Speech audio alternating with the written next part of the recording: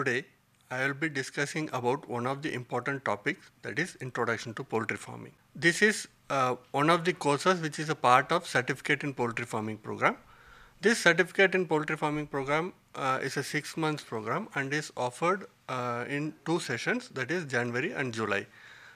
This program mainly deals with the different aspects of poultry farming.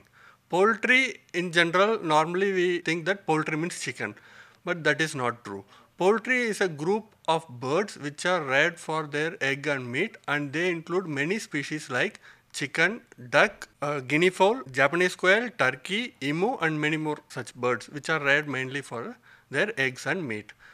In this session, I will just introduce you to the basics of the poultry farming subject. The objective of this session is to introduce you to poultry farming and poultry farming systems and make you understand the important poultry breeds, varieties, and breeding systems of poultry, and impart knowledge on the poultry development institutions and schemes. First, I will just generalize about the what is poultry farming and what is the status of poultry farming in India. Poultry is one of the fastest growing sectors in our country, and it comes under animal husbandry, dairying, and fisheries department. If you see the egg production, annual egg production is around 88.14 billion eggs, and it's increasing day by day at a rapid pace.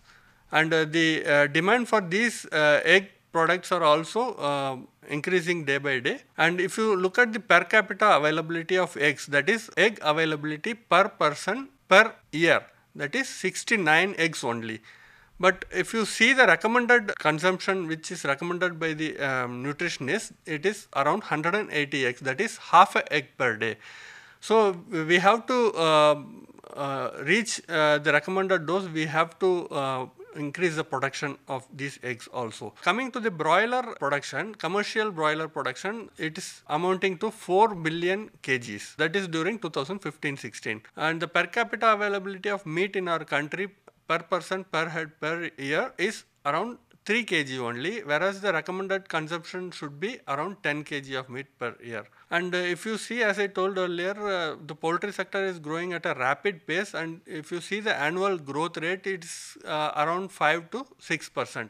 And it is almost stable. It's not that it's fluctuating here and there, but mostly it remains stable.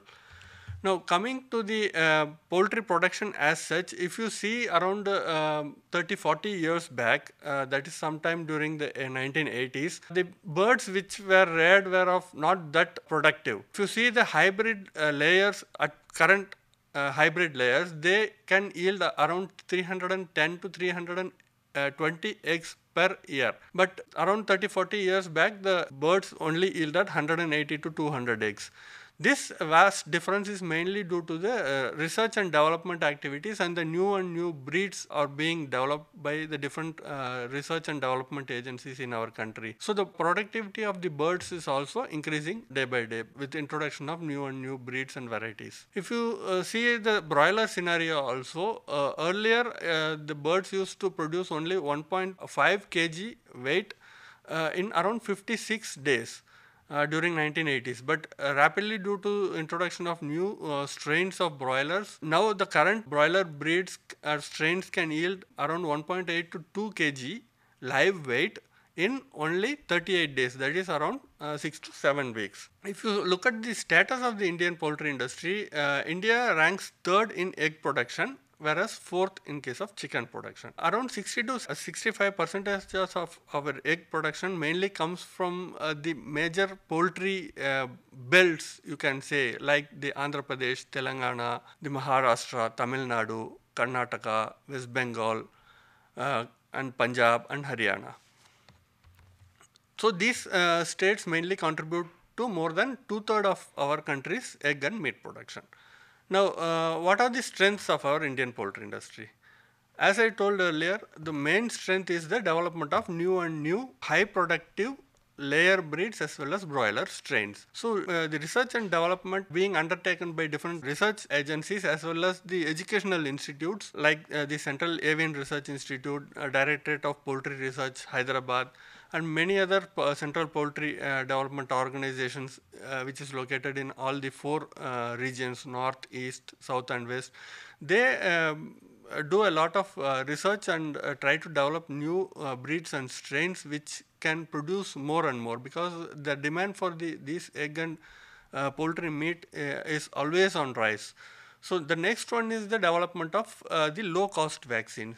See, birds are highly susceptible to diseases, and within poultry, if you see, they spread very rapidly because we keep them in a group, especially in deep litter system. If you see, they are reared in the floor like the broilers. They are mainly reared on the floors, that is meat type chicken. So the spreading of disease is quite rapid. So we have to take measures like the vaccination against the common diseases like the Rannichet disease or fowl pox and other IBD, such kind of diseases, so that the birds will not get diseases which will affect the production and productivity. So low cost vaccines are being developed again by these research institutions. The other thing is that high demand for these poultry, egg and meat.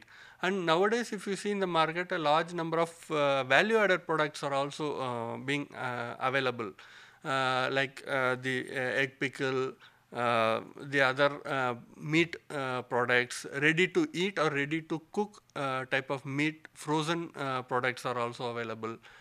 So these products are gaining popularity, and therefore the demand for these products is also increasing day by day. The other thing is that due to the new breeds or strains being developed, it improves the feed conversion ratio. Feed conversion ratio is the amount of feed consumed to produce 1 kg of meat or egg. So nowadays the breeds consume comparatively less amount of feed and produce more amount of egg or weight. So the conversion ratio has improved, as well as the quality control measures, the availability of inputs have increased, like medicines, vaccines and veterinary services. New types of feed stuffs are also available. If you see earlier, some 20, 30, 40 years back, you only have either dry mash or wet mash or crumble type of feed. Now the pellet form of feed has come to the market.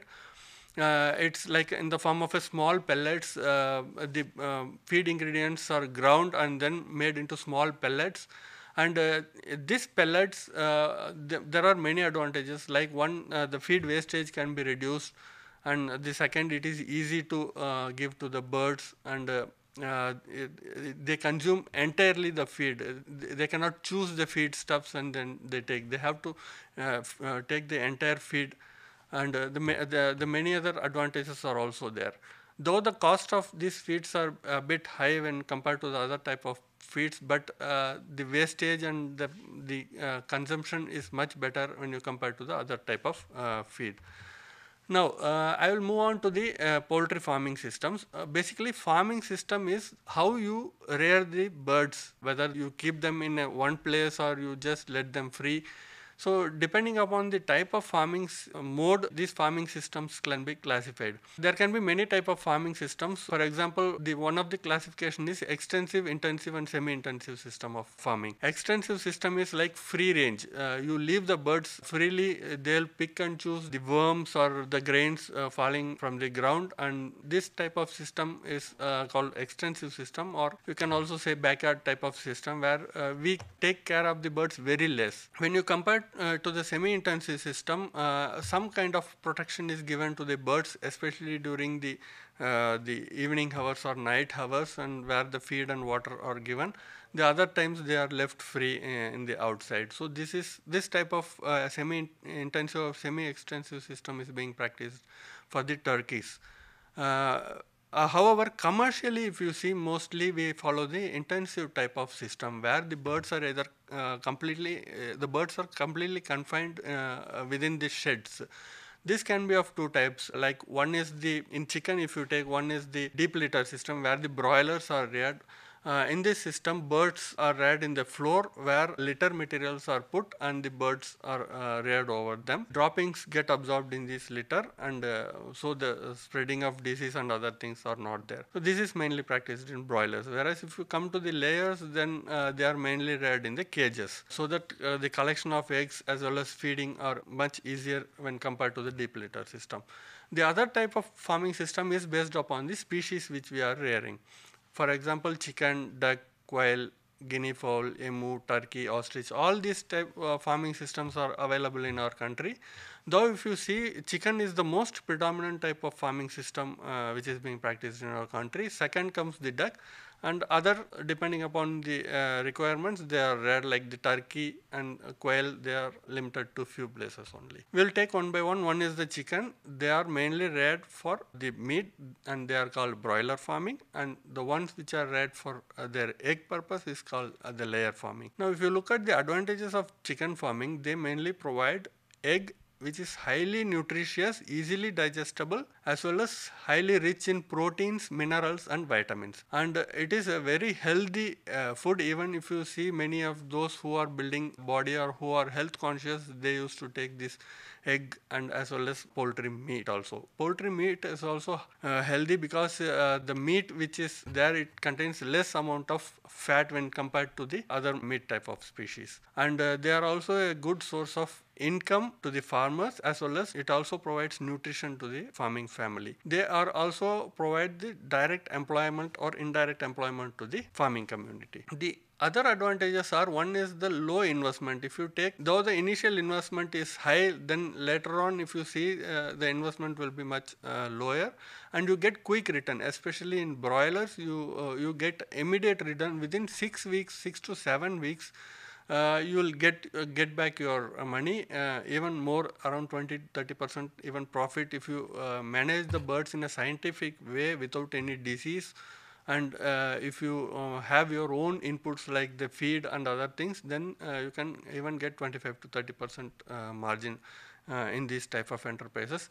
But however, it depends upon the level of your enterprise. In small scale level, you will get much lesser profit when compared to your commercial or large scale the farming systems. The other important advantage of this chicken type of farming system is they are highly suitable for mixed farming system. If you see, mixed farming means you can practice 2 or 3 types of farming in a single place. For example, poultry, fish and piggery. So the waste of one of the species is used as a feed for the other. So therefore, the risks of farming, like any loss, can be reduced, because even if one type of farming system fails, then you can get at least some amount of income from the other type of farming system. So this poultry is highly suitable for the mixed type of farming system, especially this chicken and duck. They also provide highly excellent nutritive organic manure. So if you see, nowadays the organic farming is also gaining popularity. So we are trying to reduce the inorganic chemical type of fertilizers, and we are moving towards the organic type of fertilizer or farmyard manure type, like from dairy farms or from poultry farms. So these one is they are highly nutrient rich, and the basic nutrients which is required for these crops, like the NPK, nitrogen, phosphorus and the potash, they are rich in this type of poultry manure, and they can be used for the field purposes. Now, coming to some of the breeds of chicken, if you see the general, from where these hybrid chickens which we are rearing now come from, they all came from the red jungle fowl.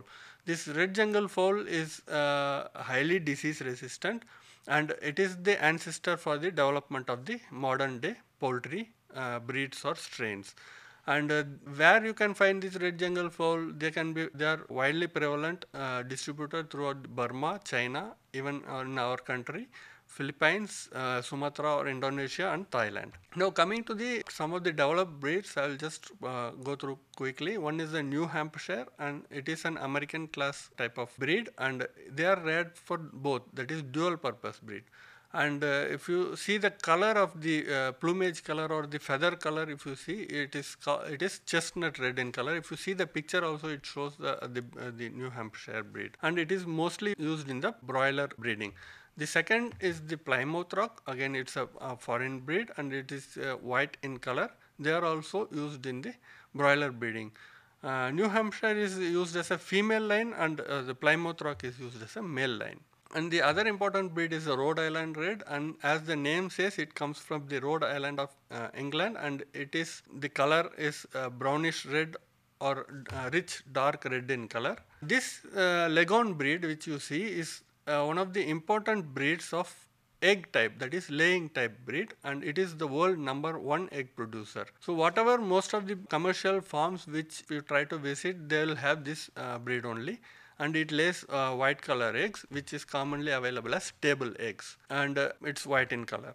The other type of classification is based on the place of origin. There can be American class from the America, and Asiatic class, English class, and Mediterranean class.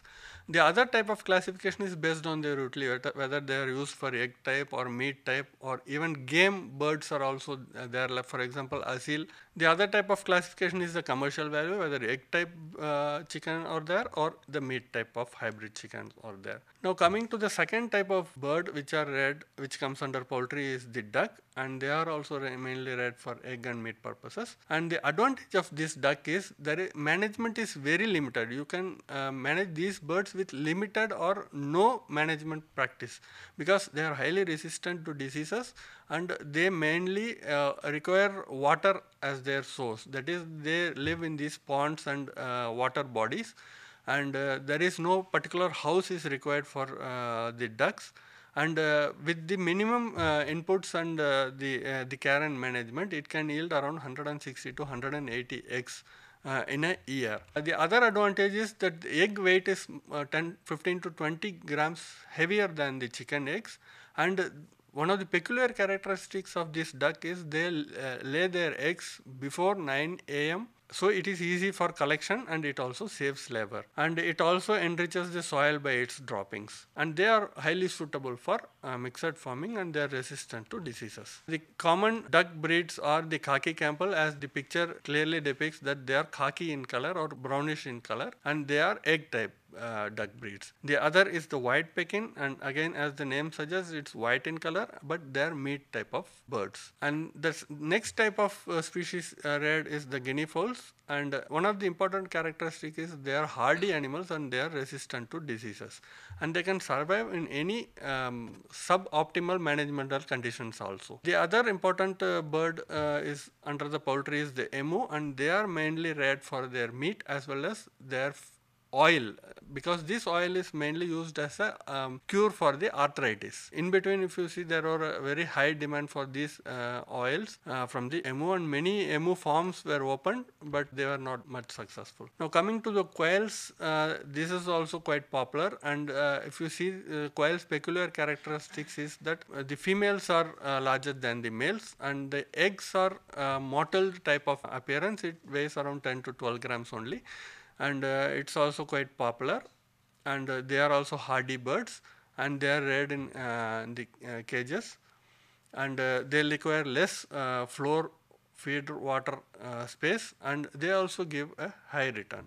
The next type of the species reared and comes under the poultry is the turkeys, and they are also reared for their meat. They are also hardy animals. See, if you see, most of these type of species, they are highly hardy and disease resistant, except the hybrid chickens. The other all indigenous type of birds are mostly disease resistant and hardy. And turkey meat is also especially with great demand, especially during the Easter festival. Now different types of farming systems, if you see, one is the backyard type of farming system where the birds are reared in the open, and the second type is the commercial poultry farming where the birds are reared either housed in the intensive system, and third type is the mixed farming system. Backyard system, as I told, very small number of birds are reared, only 5 to 10 birds are reared, and they only provide night shelter and supplementary feeding. Some of the varieties are Giri Raja, Grahalakshmi, Grand Prix, and other things. Now coming to the commercial poultry farming, they can be reared in the form of broilers or rayers.